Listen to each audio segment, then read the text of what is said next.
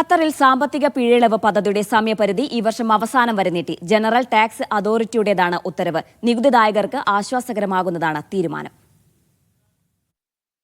നികുതിയുമായി ബന്ധപ്പെട്ട സാമ്പത്തിക പിഴകളിൽ 100% ഇളവ് നൽകുന്ന പദ്ധതിയുടെ കാലാവധിയാണ് ജനറൽ ടാക്സ് അതോറിറ്റി ഡിസംബർ 31 നീട്ടിയത്. നേരത്തെ ആഗസ്റ്റ് 31 ആയിരുന്നു സമയപരിധി. നികുതിദായകർക്കുള്ള പിന്തുണ എന്ന നിലയിലാണ് സമയം നീട്ടി നൽകുന്നതെന്ന് അതോറിറ്റി അറിയിച്ചു.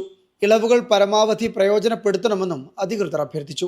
ധരീബ പോർട്ടൽ വഴിയാണ് ഇളവിനായി അപേക്ഷ നൽകേണ്ടത്. ഇതിനാവശ്യമായ രേഖകളും സമർപ്പിക്കണം. അധിക സാമ്പത്തിക ഭാരങ്ങളില്ലാതെ ടാക്സ് സ്റ്റാറ്റസ് തീർക്കാനുള്ള അവസരമാണ് പദ്ധതിയെന്ന് ടാക്സ് അതോറിറ്റി പലകുറി ഓർമ്മിപ്പിച്ചിരുന്നു. 7000-ലേറെ നികുതിദായകർ ഇളവിന്റെ ആനുകൂല്യം പ്രയോജനപ്പെടുത്തിയതായി ടാക്സ് അതോറിറ്റി അറിയിച്ചു. 160 കോടി ഖത്തർ റിയാലിന്റെ സാമ്പത്തിക പിഴകൾ ഒഴിവാക്കിയിട്ടുണ്ട്. 54,000 നികുതി റിട്ടേണുകൾ സമർപ്പിക്കപ്പെട്ടു. 2014 മുതൽ 2024 വരെയുള്ള കാലയളവിലെ കുടിശ്ശികകളാണ് തീർപ്പാക്കിയതെന്നും അതോറിറ്റി വ്യക്തമാക്കി. Media 1 Doha.